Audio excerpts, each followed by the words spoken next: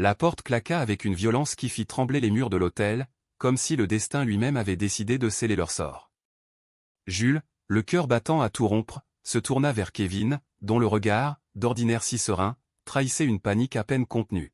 « Putain, on est coincé ici », murmura Kevin, sa voix rauque se brisant contre le grondement du tonnerre dehors, tandis que la pluie martelait les vitres comme une accusation divine. Paris, cette ville des amours éternels, se muait ce soir-là en geôlier impitoyable. L'ascenseur défaillant les avait piégés au 5e étage du vieil hôtel de la rue de Rivoli, un reliquat du 19e siècle avec ses tapisseries fanées et ses lustres en cristal qui oscillaient faiblement sous les assauts du vent.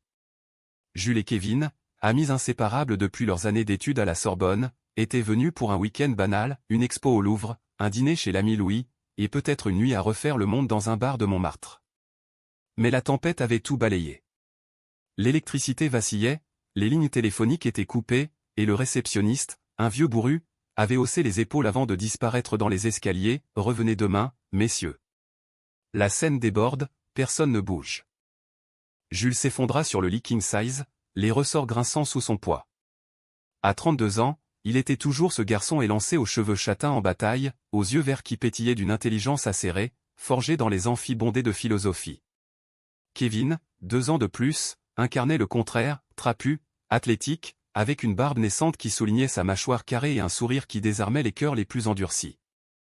Ils s'étaient rencontrés lors d'un séminaire sur Sartre, riant ensemble des absurdités de l'existence, et depuis, leur amitié avait été un rempart contre les tempêtes de la vie. Mais ce soir, dans cette chambre aux rideaux de velours rouge sang, les murs semblaient se resserrer, forçant à l'air libre ce qui avait été enterré si profondément. « On va passer la nuit là ?» demanda Kevin, enlevant sa veste trempée et la jetant sur une chaise. Ses muscles roulaient sous sa chemise collante, et Jules détourna les yeux, un picotement familier au creux de l'estomac. Il hocha la tête, feignant la nonchalance. Ouais, autant en profiter. C'est pas tous les jours qu'on se retrouve seul comme des criminels en cavale. Un rire forcé échappa à Kevin, mais ses épaules restaient tendues. Il s'approcha de la fenêtre, écartant les rideaux pour scruter la nuit. La Seine, en contrebas, charriait des débris dans un bouillonnement furieux, et les lumières de Notre-Dame clignotaient comme des phares en détresse. Les heures s'étirèrent, rythmées par le tic-tac d'une horloge invisible. Ils commandèrent du room service par interphone, un miracle que ça marche encore, et partagèrent une bouteille de Bordeaux tiède, parlant de tout et de rien. Des souvenirs d'étudiants, la fois où ils avaient squatté la bibliothèque jusqu'à l'aube pour un partiel, ou cette manif contre la réforme des retraites où Kevin avait failli se faire arrêter pour avoir tagué un slogan trop osé. Jules écoutait, le vin réchauffant ses veines, mais son esprit vagabondait. Combien de fois avait-il rêvé de ce moment? Pas la tempête, non, mais cette intimité forcée, ce face-à-face sans échappatoire. Kevin, avec sa vie si ordonnée, un job stable en marketing chez L'Oréal, une fiancée nommée Élise qui l'attendait dans leur appartement du Marais, représentait tout ce que Jules enviait et haïssait à la fois. Soudain, un éclair zébra le ciel, illuminant la pièce d'une lumière crue. Kevin sursauta, renversant son verre. Le vin se répandit sur le tapis perçant comme une tache de sang. « Merde » jura-t-il, s'agenouillant pour éponger avec une serviette. Jules rit, mais son rire sonna faux. Il s'agenouilla à son tour, leurs mains se frôlant dans l'effort. Un courant électrique, plus violent que la foudre dehors, le traversa. Kevin leva les yeux, et pendant une fraction de seconde, le monde s'arrêta. Dans ce regard, Jules vit quelque chose ou une faille, un appel muet. « Jules » murmura Kevin, sa voix à peine audible par-dessus la pluie. C'était le moment. Ou peut-être l'avait-il toujours été. Jules se releva lentement, le cœur cognant comme un tambour de guerre. « Kevin, il faut que je te dise quelque chose. Quelque chose que j'ai gardé pour moi depuis. Depuis le premier jour où on s'est vu. » Les mots sortirent en un souffle, lourds de 10 ans de silence. Kevin se figea, la serviette encore à la main, ses yeux s'écarquillant. Dehors, le tonnerre rugit, comme pour approuver cette confession imminente. Jules déglutit, sentant la vérité gonfler en lui comme une vague prête à tout engloutir. « Je t'aime. Pas comme un frère, pas comme un ami. Je t'aime, Kevin. Et ça me bouffe vivant depuis des années. » Le silence qui suivit fut plus assourdissant que la tempête. Kevin recula d'un pas, heurtant la commode.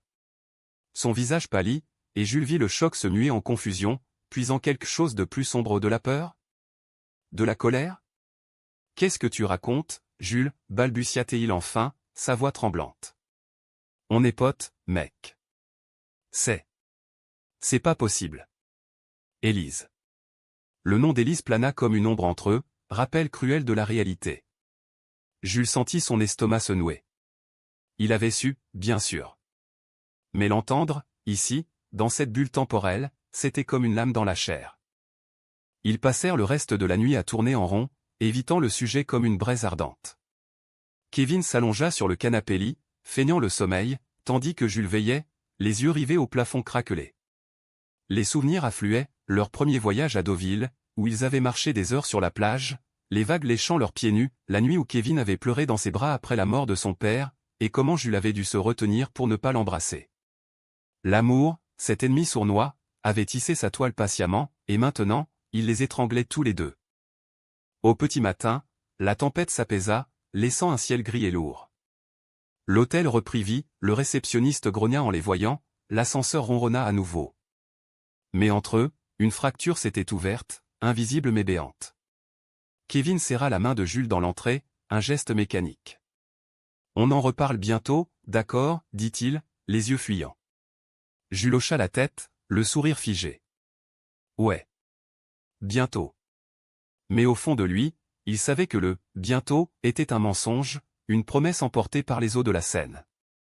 Dehors, Paris s'éveillait sous une pluie fine, indifférente à leurs tourments.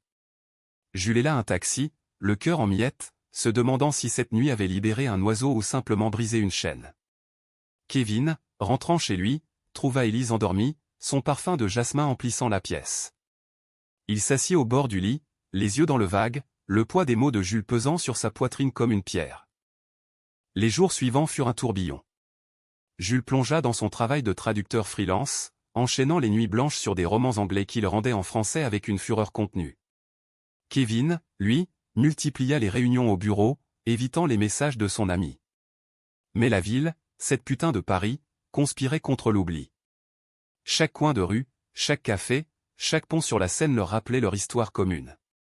Une semaine plus tard, ils se croisèrent par hasard au marché d'Aligre, Kevin achetait des fromages pour un dîner romantique, Jules errait sans but, un panier vide à la main. « Salut » lança Kevin, maladroit, son panier heurtant une étale de légumes. Jules leva les yeux, surpris. « Salut. T'es avec Élise ce soir ?» Kevin rougit, hochant la tête. « Ouais, on fête nos 3 ans. » 3 ans. Le chiffre frappa Jules comme un coup de poing. 3 ans qu'il avait vu Kevin embrasser Élise pour la première fois, lors d'une soirée arrosée au bateau-phare, et qu'il avait fui dans la nuit, le goût de la jalousie amère sur la langue. Ils parlèrent peu, mais suffisamment pour que l'étincelle renaisse. « Écoute, Jules, ce que tu m'as dit. Ça m'a remué. Vraiment. Mais je sais pas », Kevin passa une main dans ses cheveux, vulnérable pour la première fois. Jules sentit son pouce accélérer. « Prends ton temps. Mais ne fais pas comme si c'était rien. » Ils se séparèrent sur un au revoir chargé, et Jules rentra chez lui, un espoir fragile au creux du ventre. Mais l'espoir est un feu follet. 2 jours plus tard, Kevin l'appela, « Faut qu'on se voie. » Tout de suite. Sa voix était tendue, presque paniquée. Ils se retrouvèrent dans un bistrot anonyme du quartier latin, sous les arcades sombres. Kevin posa son café sans y toucher. « J'ai tout dit à Élise. » Les mots tombèrent comme une sentence.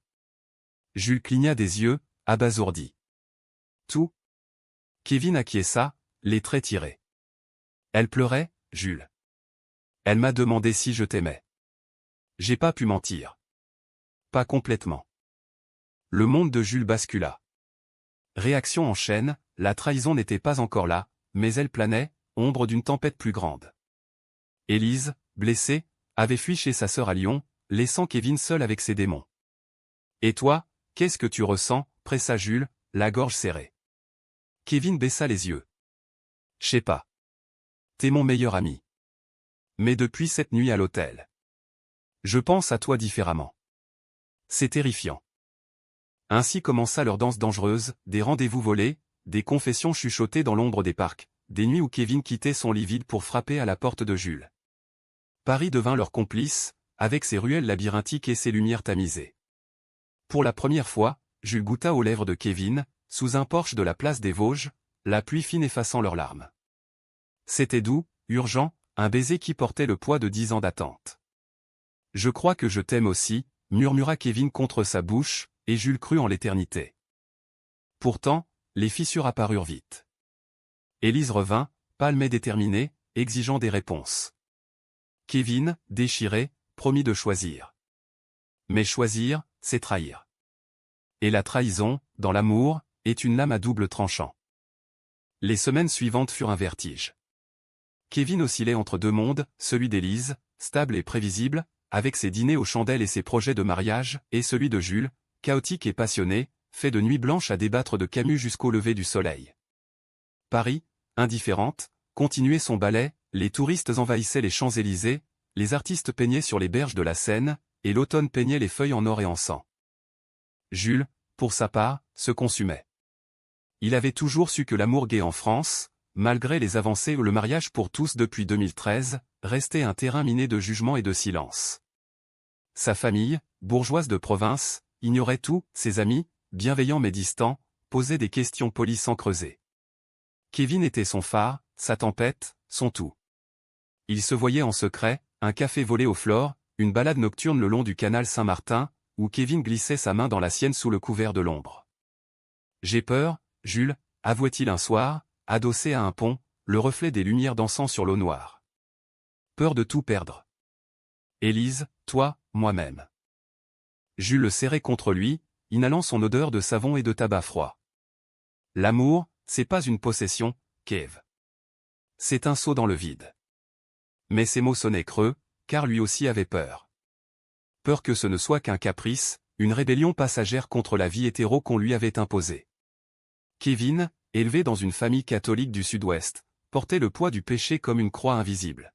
« Mon père m'aurait déshérité », confiait-il, les yeux perdus dans le lointain. « Et ma mère. Elle prie encore pour mon salut. » Un soir de novembre, alors que les premières gelées mordaient l'air, Kevin invita Jules chez lui. Élise était à un congrès à Bordeaux, et l'appartement du Marais, avec ses poutres apparentes et ses livres empilés, devint leur sanctuaire. Ils firent l'amour pour la première fois lentement, maladroitement, avec une tendresse qui effaça les ans de désir refoulés. Les corps s'entremêlèrent sous les draps de lin, la peau contre la peau, les souffles se mêlant à un rythme primal. « T'es beau », murmura Jules, traçant du doigt les cicatrices d'une ancienne chute à vélo sur l'épaule de Kevin. Ce dernier rit, un rire libérateur, et l'embrassa avec une urgence nouvelle. Mais le matin apporta la culpabilité. Kevin se leva tôt, préparant un café trop fort, évitant le regard de Jules. C'était incroyable. Mais Élise rentre ce soir. Les mots étaient une barrière, un rappel. Jules s'habilla en silence, le cœur serré. Sur le seuil, Kevin l'attira pour un baiser furtif. « Je vais lui parler. Pour de bon. » Promis. Jules partit, les rues pavées glissantes sous une bruine persistante, se raccrochant à cette promesse comme à une bouée. La trahison frappa 2 jours plus tard, brutale et inattendue. Jules reçut un message d'un numéro inconnu, une photo, floue mais accablante. Kevin et Élise, enlacés sur un canapé, riant devant un film. La légende, il choisit sa vie. Laisse-le tranquille, pervers. Le cœur de Jules s'arrêta. Qui ? Un ami d'Élise, sans doute, averti par des ragots. Il appela Kevin, le téléphone sonnant dans le vide. Panique. Colère. Il courut jusqu'au Marais, frappant à la porte jusqu'à ce que Kevin ouvre, les yeux rougis. « C'est quoi ça ?» hurla Jules, brandissant son portable. Kevin pâlit, tirant Jules à l'intérieur. Élise était là, dans la cuisine, les bras croisés, le regard glacial. « Il m'a tout raconté, Jules », dit-elle d'une voix posée, presque royale. « Vos petits secrets. Tes avances. Comment tu as profité de sa confusion ?» Jules recula, assommé. Profiter ? C'était Kevin qui avait initié, qui avait supplié pour ses nuits volées.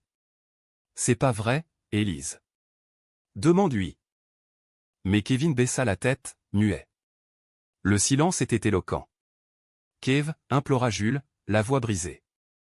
Kevin leva enfin les yeux, et ce que Jules y vit le terrassa, de la honte, du regret, mais surtout, de la lâcheté. Je Je peux pas détruire ma vie pour ça, Jules. Élise et moi, on a un avenir. Toi et moi, c'était une erreur. Une putain d'erreur. Les mots lacérèrent comme des griffes. Erreur? 10 ans d'amour réduit à ça? Élise s'avança, protectrice. Pas, s'il te plaît. Et n'appelle plus. Jules tituba dehors, le monde tournoyant. La trahison n'était pas seulement de Kevin, c'était la leur à tous, un mensonge collectif pour sauver les apparences.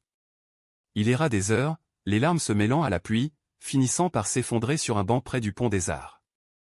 Les cadenas d'amour, ces symboles kitsch, semblaient se moquer de lui ou des milliers de promesses brisées, rouillées par le temps. Les jours devinrent un brouillard. Jules coupa les ponts, se réfugiant dans son petit studio de Belleville, entouré de piles de livres et de toiles inachevées où il peignait parfois, pour exorciser. Ses amis remarquèrent son amaigrissement, ses yeux cernés, mais il esquivait, juste une grippe. Kevin, de son côté, tenta de recoller les morceaux avec Élise, mais la fracture était là. Les dîners étaient silencieux, les nuits froides. Il repensait à Jules, à la chaleur de ses mains, à la liberté qu'il avait goûtée. Un soir, ivre de vin rouge, il composa son numéro, mais raccrocha avant la première sonnerie. Noël approchait, Paris s'illuminait de guirlandes et de joie feinte. Jules déclina les invitations, préférant la solitude. Mais le destin, ce farceur, intervint à nouveau. Une carte de vœux anonyme glissa sous sa porte, une photo de la plage de Deauville, avec une inscription « Pardonne-moi ». Le cœur de Jules se serra. Pardonne? Pour la douleur, le mensonge? Il froissa la carte, mais la garda, cachée dans un tiroir. Le nouvel an le trouva dans un bar gai du Marais, le raide, entouré d'inconnus qui riaient trop fort. Il but, dansa, chercha l'oubli dans des regards étrangers. Mais au milieu de la foule, il vit Kevin seul, au bar, un verre à la main. Leurs yeux se croisèrent, et le temps s'arrêta. Kevin s'approcha, hésitant. Jules. Joyeux anniversaire. C'était la date de leur première rencontre, un détail que seul lui se rappelait. T'es pas avec Élise? Demanda Jules, amer. Kevin secoua la tête. On a rompu. Définitivement. Elle savait que je mentais. Que c'était toi, depuis le début. La confession plana, lourde. Jules sentit les murs se refermer, comme dans cette chambre d'hôtel maudite. Et maintenant? Tu veux quoi? Mon pardon? Mon corps? Kevin tressaillit. Toi. Tout de toi. Si tu veux encore de moi. La nuit se mua en aube dans les bras l'un de l'autre, un hôtel anonyme près de Bastille. Pas de tempête cette fois, juste le bruit distant des klaxons et des cœurs battants. Mais le doute persistait, était-ce la rédemption, ou un nouveau cycle de douleur? Le printemps revint sur Paris comme une amante capricieuse, chassant les grisailles par des bourgeons roses et des averses tièdes. Jules et Kevin, réconciliés dans la chair et l'âme, tentèrent de bâtir sur les ruines. Ils officialisèrent, plus de cachettes, plus de mensonges. Kevin quitta son job étouffant pour lancer une petite agence de design, inspirée par les croquis fous de Jules. Ensemble, ils louèrent un loft à Montreuil, avec vue sur les usines reconverties en ateliers d'artistes. Les matins étaient paresseux, café fumant et baisers salés, les soirs, des promenades main dans la main le long de la Marne, défiant les regards curieux. Pourtant, la cicatrice de la trahison suppurait. Jules se réveillait en sursaut, hanté par des rêves où Kevin disparaissait dans les bras d'Élise. « Tu penses encore à elle ?» demandait-il parfois, la voix tremblante. Kevin, patient, le serrait fort. « Plus du tout. C'est toi, maintenant. Toi et moi contre le monde. » Ils riaient de leur peur, transformant la vulnérabilité en force. Kevin rencontra les amis de Jules, un cercle queer bigarré, de drag queens à activistes et, à sa surprise, s'y épanouit. « J'ai perdu 10 ans à me cacher », confia-t-il un soir lors d'une manif pour les droits trans. Plus jamais. Mais le passé est tenace. Élise réapparut sous forme de lettre, manuscrite, élégante, « Je ne te hais pas, Kevin. Mais sache que tu m'as brisé. Si tu l'aimes vraiment, ne le trahis pas comme tu m'as trahi. » Kevin la montra à Jules, les mains tremblantes. Elle a raison. Je veux pas te faire mal. Jules, touché par cette humilité, l'embrassa. On est humain, Kev. On trébuchera. Mais ensemble. L'été les emporta dans un tourbillon. Un voyage en Provence, champ de lavande sous un soleil impitoyable, nuits étoilées où ils faisaient l'amour sur des couvertures piquantes. Kevin, libéré, se tatoua une petite encre sur l'avant-bras, pour nous, ancrés l'un à l'autre. Jules, ému, répondit par un poème gravé dans un carnet, des vers sur l'amour comme une scène en crue, indomptable et vitale. Paris, témoin, les enveloppait de sa magie, un pique-nique au jardin des Tuileries, un concert gratuit sous la tour Eiffel où ils dansèrent, collés, indifférents aux applaudissements moqueurs. Le conflit surgit en septembre, sournois. Kevin reçut une offre d'emploi à New York, un poste rêvé chez une agence branchée, doublant son salaire. C'est l'opportunité d'une vie, dit-il, excité, lors d'un dîner aux chandelles. Jules pâlit. Et nous? Paris est notre maison. Kevin balaya l'objection. On peut y aller ensemble. Toi, traduire à distance, moi, conquérir le monde. Imagine, Manhattan, les lofts, la liberté absolue. Mais pour Jules, New York était un mirage américain, froid et impersonnel, loin des racines françaises qu'il avait forgées. Les disputes éclatèrent, vives et blessantes. T'es égoïste, lança Jules un soir, jetant un verre contre le mur. Tu veux tout, sans sacrifice. Comme avec Élise. Kevin rougit de colère. Et toi, t'es paralysé par la peur. On stagne ici, à se cacher derrière la scène. J'ai besoin de plus. Les mots ravivèrent la trahison, Kevin choisissait-il à nouveau son ambition sur leur amour? Ils dormirent dos à dos, le silence plus cruel que les cris. Jules, tourmenté, appela un vieil ami, un psy queer nommé Laurent. C'est la crise classique des couples mixtes, diagnostiqua ce dernier au téléphone, sa voix calme comme un baume. L'un veut l'aventure, l'autre la sécurité. Par lui, vraiment. Inspiré, Jules organisa une soirée surprise, un dîner dans leur chambre d'hôtel fatidique, celle de la rue de Rivoli, réservée pour l'occasion. Souviens-toi, murmura-t-il en servant le Bordeaux, c'est ici que tout a commencé. Ta promesse. Kevin, ému, fondit en larmes. J'ai peur de te perdre, Jules. New York, c'est un rêve, mais sans toi, c'est un cauchemar. Ils firent l'amour sur le lit grinçant, réconciliant corps et âme. Le lendemain, Kevin déclina l'offre. Paris nous suffit. Nous suffisons.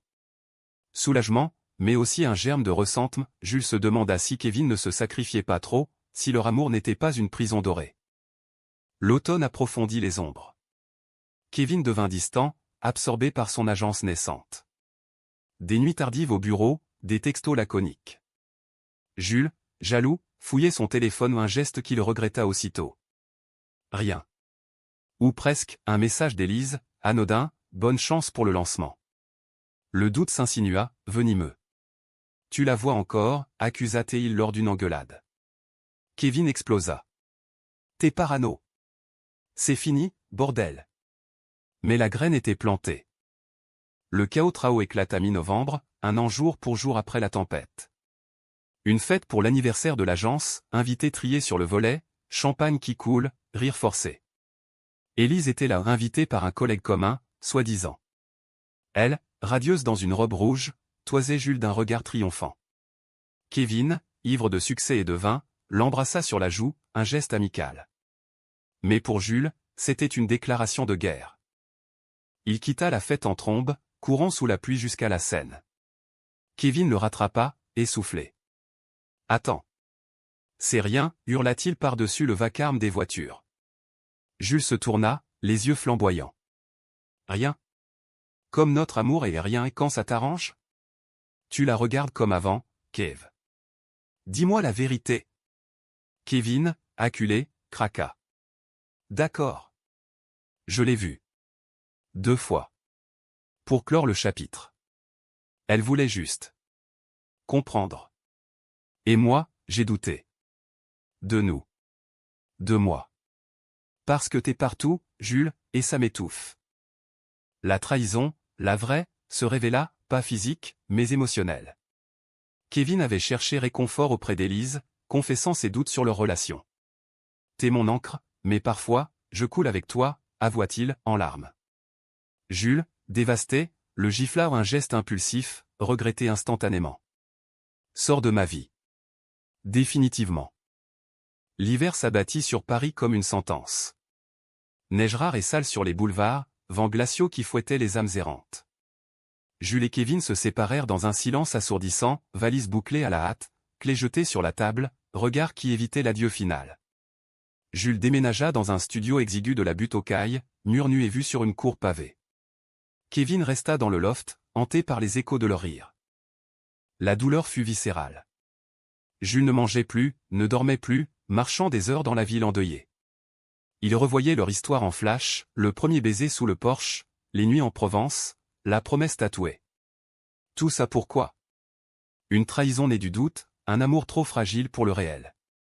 Il consulta Laurent à nouveau, sessions hebdomadaires où les mots coulaient comme un fleuve en crue. L'amour n'est pas une ligne droite, Jules, disait le psy, ses lunettes rondes embuées par l'empathie. C'est un labyrinthe. Et parfois, on perd l'autre pour se retrouver soi. Kevin, lui, sombra dans le travail. L'agence prospérait aux clients italiens, pub virale, mais le succès était amer. Élise l'avait fui pour de bon, partie à Londres avec un nouveau compagnon. « Tu mérites mieux », avait-elle écrit dans une dernière lettre. Mieux? Kevin se moquait d'elle dans les bars, buvant jusqu'à l'oubli, draguant des inconnus pour combler le vide. Mais aucun n'avait les yeux verts de Jules, aucun ne connaissait ses silences comme un poème. Les mois passèrent en un blur. Printemps 2026, Paris fleurissait, indifférente. Jules, lentement, renaissait. Il publia un recueil de nouvelles des histoires d'amour brisées, inspirées de leur saga, acclamé par la critique du monde comme un cri humaniste sur l'amour queer en exil intérieur. Les lancements littéraires le sortirent de sa coquille, sourire forcé, toast avec des éditeurs, et un soir, un flirt innocent avec un jeune peintre nommé Théo. Théo, aux cheveux roux et au rire contagieux, représentait la nouveauté au pas de passé, pas de chaîne. Mais Kevin rôdait. Des messages sporadiques, j'ai lu ton livre. Ça m'a tué. Pardonne-moi. Jules les lisait, le cœur pincé, mais ne répondait pas. Une nuit, lors d'une lecture à la Fnac Terne, Kevin apparut dans la foule, pâle et amaigri. Applaudissements, question du public. Jules récita un extrait sur la trahison, voix ferme, mais ses yeux trahirent l'émotion en croisant ceux de Kevin. Après, dans les coulisses, confrontation inévitable. T'es venu pourquoi? Te repentir, lança Jules, rangeant ses livres. Kevin s'approcha, vulnérable. Pour te dire que j'ai tout compris. La trahison, c'était moi contre moi-même. J'avais peur d'être gay, peur de l'étiquette, peur du regard du monde. Mais sans toi, je suis rien. Jules hésita, le mur de glace fondant légèrement. Et maintenant? Tu veux qu'on recommence? Comme si de rien. Kevin secoua la tête. Non. Je veux qu'on guérisse. Séparés, d'abord. Puis, si tu veux, ensemble. La proposition désarma Jules. Pas de grands gestes hollywoodiens, juste de l'honnêteté brute aussi française dans sa nuance.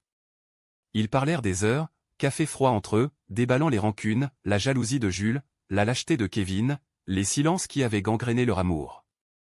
On mérite mieux, conclut Jules, une paix fragile naissant. Ils se serrèrent la main, un geste platonique mais chargé. L'été les sépara physiquement, Jules partit en résidence d'écriture à la campagne normande, champ vert et air salin. Théo l'accompagna parfois, leur relation légère comme une brise. Kevin, lui, voyagea au Berlin pour un salon du design, où il rencontra des âmes libres qui le poussèrent à s'assumer pleinement. Il sortit du placard auprès de sa famille, crie au téléphone, puis, miraculeusement, un silence acceptant. « Reviens quand tu veux, fiston », dit sa mère, voix brisée mais aimante. Automne 2026, Paris, encore. Jules lança son deuxième livre, une exploration plus lumineuse de l'amour post-traumatique. Kevin vint à la présentation, cette fois en ami déclaré. Dans la file de dédicaces, il glissa, fier de toi. Plus tard, un verre au Procope, ils rirent des absurdités passées. Tu sors avec ce rouquin, taquina Kevin. Jules haussa les épaules. Peut-être. Et toi? Kevin sourit, triste mais vrai. J'apprends à m'aimer seul. C'est le plus dur. Leur amitié renaquit, lente et prudente. Des cafés partagés, des conseils sur les manuscrits de Jules, des idées folles pour l'agence de Kevin. La romance, si elle devait revenir, attendrait pas forcé, pas désespérés. Un soir de pluie, comme un écho, ils se retrouvèrent coincés dans un café de Saint-Germain, la tempête dehors rappelant celle d'il y a 2 ans. Ironique, hein, rit Kevin. Jules acquiesça. Le destin est un comique. L'hiver 2026 à 2027 fut doux, presque clément, comme si Paris conspirait pour une rédemption. Jules et Kevin, dans leur nouvelle normalité, tissaient un lien plus fort que l'amour charnel, une camaraderie forgée au feu de la perte. Théo s'effaça doucement en trop jeune, trop éphémère pour le cœur marqué de Jules. Kevin, lui, multiplia les aventures, un Allemand musclé lors d'un voyage, un Français mélancolique rencontré à un vernissage. C'est libérateur, confiait-il à Jules lors de leurs dîners hebdomadaires. Pas d'attente, juste du présent. Mais le présent porta ses fruits inattendus. Au printemps, Kevin organisa une expo pour l'anniversaire de leur amitié, des designs inspirés de leurs souvenirs, une affiche de la scène en tempête, un logo tatoué comme une encre. Julie contribua un texte, un essai sur l'amour comme trahison nécessaire, publié dans le Figaro littéraire. La soirée, au centre Pompidou, fut un triomphe, amis communs, famille de Kevin venue d'Espagne malgré les tensions passées, même Élise, de passage à Paris, qui serra la main de Jules avec une grâce distante. « Tu as bien tourné la page » murmura-t-elle. Il sourit. Nous tous. Le chaos émotionnel survint en été, lors d'un week-end à la Côte d'Azur. Ils louèrent une maison près de Nice, mer turquoise et olivrets centenaires. Là, sous un ciel étoilé, Kevin craqua à nouveau au pas de colère, mais de vulnérabilité pure. « J'ai été un lâche, Jules. Avec toi, avec Élise, avec moi. Mais grâce à toi, j'ai appris. L'amour, c'est pas posséder, c'est libérer. » Jules, ému, posa une main sur son épaule. « Et si on essayait à nouveau ? Pas comme avant. Mieux. » Leur seconde chance fut mature, nuancée. Pas de feu d'artifice, mais une flamme constante, des voyages partagés au Rhum, où ils mangèrent des pâtes al dente en se tenant la main publiquement, des disputes résolues par des lettres, à l'ancienne, posées sur l'oreiller. Jules acheva un roman inspiré d'eux, Amour coincé, un best-seller qui toucha des milliers, humanisant les luttes queer avec une tendresse proustienne. Kevin, fier, le traduisit en anglais pour un marché américain ou ironie, puisque leur style, si français dans son introspection, conquit les cœurs outre-Atlantique. Le conflit final, mineur mais révélateur, vint avec la maladie. La mère de Kevin, atteinte d'un cancer, réclama son fils. Kevin partit des semaines à Toulouse, soignant, pardonnant les vieux griefs. Jules le rejoignit, dormant sur un lit d'appoint, cuisinant des pot-au-feu maladroits. La mort arriva paisiblement, en automne, sous un soleil bas. Au cimetière, Kevin pleura dans les bras de Jules, et ce dernier murmura « T'es pas seul. » Jamais. La fin fut humaniste, sans triomphe tape à accent grave l'œil. Hiver 2027, Paris sous la neige, magique. Jules et Kevin, ensemble depuis 18 mois, marchèrent le long de la Seine gelée, main dans la main. On a survécu à tout, tempête, trahison, doute, dit Kevin, soufflant sur ses doigts pour les réchauffer. Jules sourit, les yeux brillants. Et on continuera. Parce que l'amour, c'est pas la perfection. C'est l'humanité, brute et belle. Ils rentrèrent dans leur loft rénové, allumèrent un feu dans la cheminée, et firent l'amour lentement, comme pour sceller un pacte. Dehors, la ville ronronnait, éternelle. Dedans, 2 âmes, enfin alignées, trouvaient la paix. Pas un happy end hollywoodien, mais un épilogue français, imparfait, profond, empli d'une tendresse qui défie le temps. Et quelque part, dans une chambre d'hôtel oubliée, le destin sourit, sachant que les secrets lâchés un jour pluvieux peuvent, parfois, renaître en lumière.